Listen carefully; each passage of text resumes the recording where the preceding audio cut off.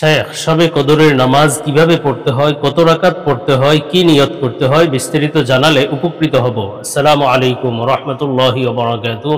প্রিয় দর্শক, মনোযোগ সহকারে ভিডিওটি শেষ পর্যন্ত দেখুন, অন্যথায় কোনো মাসআলায় ভুল বোঝার সম্ভাবনা থাকে।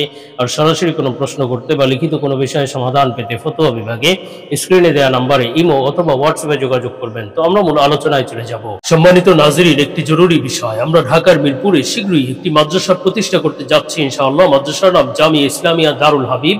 মাদ্রাসায় শিশু শ্রেণী থেকে নিয়ে নুরানি বিভাগ, নাজেরা ও হিফজ বিভাগ এবং কিতাব বিভাগ থাকবে ইনশাআল্লাহ, মহিলা ও পুরুষ শাখা।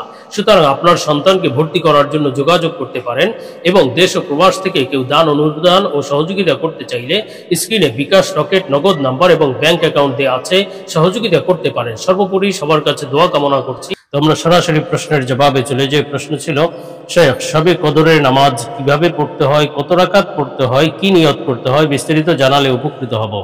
দেখুন প্রিয় দর্শক, শবে কদর, লাইলাতুল কদরি খায়রুম মিন আলফি শাহর।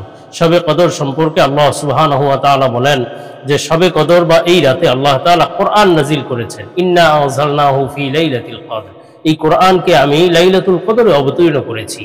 অর্থাৎ লৌহে মাহফুজ থেকে কোরআনুল করিমকে প্রথম আসমানে এই লাইলাতুল কদরই অবতীর্ণ করা হয়েছিল, প্রথম আসমানে সংরক্ষণ করা হয়েছে এবং সেখান থেকে পরবর্তী নবীজির 23 বছরের জিন্দেগিতে আস্তে আস্তে আস্তে আস্তে জিবরাইল আলাইহিস সালামের মাধ্যমে পৃথিবীতে অবতীর্ণ করা হয়েছে। তো বোঝা গেল এক প্রকার কোরআনের অবতরণ হয়েছে শবে কদরে একত্রে লৌহে মাহফুজ থেকে দুনিয়ার আসমানে। সুতরাং এই শবে কদরের সাথে এবং কোরআনের সাথে ওতপ্রোতভাবে সম্পর্ক আছে। শবে কদর, কোরআনুল করিম যেমন সম্মানিত, শবে কদরও সম্মানিত এবং শবে কদরের সম্মান সম্পর্কে আল্লাহ সুবহানাহু ওয়া তাআলা বলেছেন, লাইলাতুল কদরি খায়রুম মিন আলফি শাহর। এই রাত এমন এক রাত, শবে কদর এমন এক রাত, লাইলাতুল কদর এমন এক রাত, এই রাত 1000 মাস অর্থাৎ 1000 মাসের চেয়ে উত্তম। আর এটা হিসাব করলে 1000 মাস, এটা তো আল্লাহ তাআলা উদাহরণস্বরূপ বলেছেন, এই 1000 মাসের হিসাব করলেই এটা 83 বছর 4 মাসের সমান হয়। অর্থাৎ কোনো ব্যক্তি যদি লাইলাতুল কদরে 1 রাকাত নামাজ পড়ে বা 2 রাকাত নামাজ পড়ে, তাহলে সে 83 বছর 4 মাস 2 রাকাত নামাজ পড়ার সওয়াব লাভ করলো। তেমনিভাবে কোনো ব্যক্তি যদি রাত্রি জাগরণ করে, ইবাদত বন্দিগি করে শবে কদরে, তাহলে আল্লাহ সুবহানাহু ওয়া তাআলা 83 বছর 4 মাস ইবাদত বন্দিগি, লাগাতার ইবাদত বন্দিগি করার, আল্লাহর ইবাদতের জন্য রাত্রি জাগরণের সমান সওয়াব আল্লাহ তাআলা দান করবেন।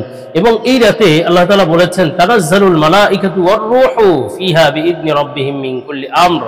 অর্থাৎ এই রাতে শবে কদরে জিবরাইল আলাইহিস সালামের নেতৃত্বে একদল ফেরেশতা পৃথিবীতে অবতরণ করে এবং তারা সালাম, শান্তি বর্ষিত করে যারা নামাজ আদায় করে এই রাতে, যারা রাত্রি জাগরণ করে, যারা কোরআন তিলাওয়াত করে, যারা জিকির আজকার করে, যারা কবর জিয়ারত করে, মোট কথা যে কোনো ইবাদত বন্দিগিতে লিপ্ত ব্যক্তিদেরকে আল্লাহ তাআলা এই রাতে শান্তি বর্ষিত, রহমত বর্ষণ করতে থাকেন, পৃথিবীতে রহমত বর্ষণ করতে থাকেন।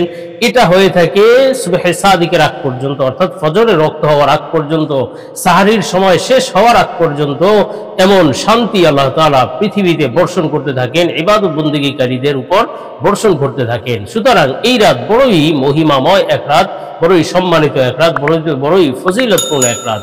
সুতরাং এই রাতকে যথাযথভাবে উদযাপন করতে হবে। এক্ষেত্রে বেশি বাড়াবাড়ি করা যাবে না, সারাসারি করা যাবে না। অনেকে এই রাতে ইবাদত বন্দিগি কি করবে না করবে সেটা পরের কথা, কিন্তু তারা আতশবাজি করতে থাকে। এই রাতে তারা লাইটিং, তারপরে বিভিন্ন ধরনের ঝাড়বাতি, লাল নীল বাতি, এগুলো জ্বালিয়ে তারা এই রাত উদযাপন করতে থাকে। ভাই, কি দরকার? এই রাতটা ইবাদত বন্দিগি করার জন্য, সাজসজ্জার জন্য এই রাত নয়। মসজিদকে খুব সাজিয়ে রাখে, এরপরে তারা সেক্ষেত্রে ইবাদত বন্দিগি বাদ দিয়ে চারিদিকে আড্ডা করে বেড়ায়, ঘুরে বেড়ায়। এটা তো আসলে এই রাতের মহিমা নয়, এই রাতের উদযাপনের পদ্ধতি এটা নয়। এই রাত উদযাপনের পদ্ধতি হলো বেশি বেশি ইবাদত বন্দিগিতে উদযাপন করা, ইবাদত বন্দিগির মাধ্যমে এই রাতকে সময় কাটানো, রাতকে কাটানো ইবাদত বন্দিগির মাধ্যমে। এখন আসলে কি কি আপনি আমল করবেন? শুধু কি নামাজ? আমরা মনে করি যে শবে কদর, শবে বরাতে শুধু নামাজই পড়তে হবে, আর কি দরকার, অথবা আর কিছু করতে হবে, এটা আমাদের বুঝেই আসে না। না ভাই, এই সমস্ত বরকতপূর্ণ রাতে শুধু নামাজ নয়, নামাজ তো অবশ্যই পড়তে হবে, নফল নামাজ পড়তে হবে। তারপরে আরো অন্যান্য ইবাদত আছে। কিছু সময় আপনি কোরআন তিলাওয়াত করুন, কিছু সময় জিকির আজকার করুন, তাসবিহ তাহলিল পড়ুন, কিছু সময় কবর জিয়ারতে বের হন, কবর জিয়ারত করুন। এই বিভিন্ন ধরনের ইবাদত বন্দিগির মাধ্যমে এই রাত উদযাপন করা যায়, শুধুমাত্র নামাজই নয়। এরপরে এই রাত আসলে আমরা কোন দিন, এক্ষেত্রে একটা অবশ্যই গুরুত্বপূর্ণ এক বিষয় হলো যে কোন রাতে বা কত রমজানে এই শবে কদর।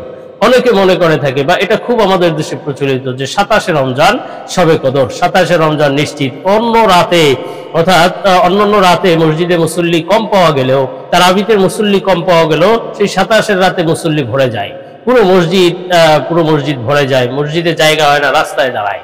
অথচ এই রাতে যে শবে কদর এমন কিন্তু কোনো নির্ভরযোগ্য বা নিশ্চিত বর্ণনা নেই, বা নিশ্চিত কোনো নিশ্চয়তা নাই যে 27এর রাতেই শবে কদর হবে, এমন কোনো নিশ্চয়তা নেই। সুতরাং হাদিসে যেই রাত বা যেই সময়ের কথা উল্লেখ আছে সেটাকেই আমাদের শবে কদর মনে করতে হবে এবং সেই রাতটি উদযাপন করতে হবে ইবাদত বন্দিগির জন্য। এখন সেটা হাদিসে কোনটা আছে? হাদিসে আছে শেষ দশক, রমজানের শেষ দশকের শেষ 10 দিনের বেজর রাতগুলো, 21-এর রাত, 23-এর রাত, 25-এর রাত, 27-এর রাত, 29-এর রাত। এই বেজর রাতগুলো হলো শবে কদর হওয়ার সম্ভাবনা আছে, নিশ্চয়তা কোনোটাই না, সম্ভাবনা আছে যে এই 5 রাতের বা অর্থাৎ 21, 23, 25, 27 এবং 29 এই 5 রাতের যে কোনো এক রাতে শবে কদর হতে পারে। সুতরাং আমরা শবে কদর পাওয়ার জন্য শুধু 27-এর রাতেই উঠে পড়ে লাগলে হবে না, সেক্ষেত্রে আপনি শবে কদর নাও পেতে পারেন। আপনার শবে কদর পেতে হলে এই যে 5টা রাত, এই 5 বেজর রাতগুলোতে ইবাদত বন্দিগি করতে হবে, যথাসম্ভব রাত্রি জাগরণ করা, তেলাওয়াত করা, ইবাদত বন্দিগি, নামাজ আদায়, তারপরে তাসবিহ, তাহলিল, জিকির, আজকার ইত্যাদি এই 5 রাতেই করতে হবে। তাহলে আশা করা যায় ইনশাআল্লাহ আমরা শবে কদর লাভ করতে পারবো, শবে কদরের ফজিলত লাভ করব। এখন আপনি এই যে 5 রাতে অথবা শবে কদরের রাতগুলোতে নামাজ আদায় করবেন, এখানে প্রশ্ন করা হয়েছে নামাজের ব্যাপারে যে কত রাকাত নামাজ পড়তে হবে। সুন্নাহ শপিং আপনাদের জন্য নিয়ে এলো একটি ইসলামিক পণ্যের দারুণ প্যাকেজে থাকবে উন্নত মানের টুপি, তাসবিহ, মিসওয়াক, আতর, সুরমা, মা বোনের জন্য হাতমোজা, পামোজা এবং নবীজির 1000 সুন্নাতের একটি পকেট বই। আর এসব কিছু পাবেন একটি আকর্ষণীয় গিফট বক্সের ভিতর। সুতরাং 8টি সুন্নতি জিনিসের এই প্যাকেজটি নিতে পারেন নিজের জন্য, পরিবারের জন্য বা প্রিয়জনকে গিফট করার জন্য।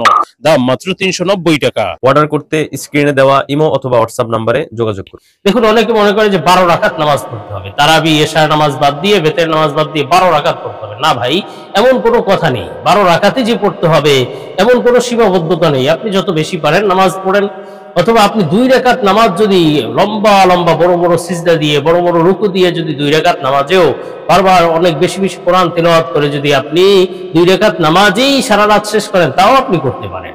এক্ষেত্রে আপনার 12 রাকাতই পড়তে হবে, কম বেশি করলে আপনার গুনাহ হবে, বা এই নামাজ নির্ধারিত 12 রাকাত এমন কোনো কথা নেই, নির্ধারিত কোনো রাকাত নেই। আপনি যত বেশি পারেন তত বেশি পড়েন। নামাজ সহ অন্যান্য যে আমলগুলোর কথা বলা হলো, তিলাওয়াত, তাসবিহ, তাহলিল, কবর জিয়ারত, এগুলোও করেন, এগুলোও করতে পারেন।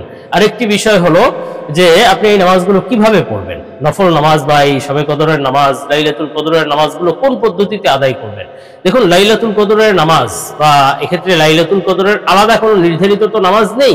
এই নামাজগুলো হলো নফল নামাজ বা সুন্নাত নামাজ। সুতরাং আপনি এই নামাজগুলো নফল নামাজ যেভাবে পড়ি আমরা সেভাবেই পড়তে হবে। অর্থাৎ 2 রাকাত করে যদি নিয়ত করেন, 4 রাকাত করে পড়লেও হবে, তবে উত্তম হলো 2 রাকাত নামাজ, 2 রাকাত করে আদায় করা নফল নামাজগুলো। কেননা সলাতুল লাইলি মাসনা মাসনা হাদিসের ভাষা, অর্থাৎ রাতের নামাজ 2 রাকাত হওয়াই উত্তম, তবে 4 রাকাত করে পড়লেও হবে। তো 2 রাকাত করে নিয়ত করলেন, 2 রাকাত করে নিয়ত করে তারপরে প্রথম রাকাতে সূরা ফাতিহার সাথে একটি সূরা মিলালেন, দ্বিতীয় রাকাতেও সূরা ফাতিহার সাথে একটি সূরা মিলালেন, এরপরে যথানিয়মে আপনি নামাজ শেষ করলেন। অনেকে মনে করে যে প্রত্যেক রাকাতে সূরা ফাতিহার সাথে 3 বার কুল হু আল্লাহ পড়তে হবে, সূরা ইখলাস, এমন কোনো বাধ্যবাধকতা নেই। ওটা করলেও আপনার নামাজ হয়ে যাবে, করতে পারেন, কিন্তু এমন কোনো ধরতি ধরা বা এমন কোনো বাধ্যবাধকতা, এমন কোনো নিয়ম নির্ধারিত নয়। সুতরাং আপনি নফল নামাজ যেভাবে পড়েন ওইভাবেই 2 রাকাত করে নামাজ আদায় করতে পারবেন, যত রাকাত আপনি পড়তে পারেন। এখন নিয়ত কি করতে হবে? দেখুন, নিয়ত করার জন্য আপনার নিয়ত করতে হবে, নফল নামাজের নিয়ত করতে পারেন অথবা সুন্নাত নামাজের নিয়ত করতে পারেন। যেহেতু এই নামাজগুলো নফল বা সুন্নাত নামাজ, সুতরাং আপনি যদি এই নিয়ত করেন যে আমি 2 রাকাত নফল নামাজ পড়ছি অথবা 2 রাকাত সুন্নাত নামাজ পড়ছি, বাস আপনার জন্য যথেষ্ট হয়ে যাবে, আপনার নামাজ সহিহ হয়ে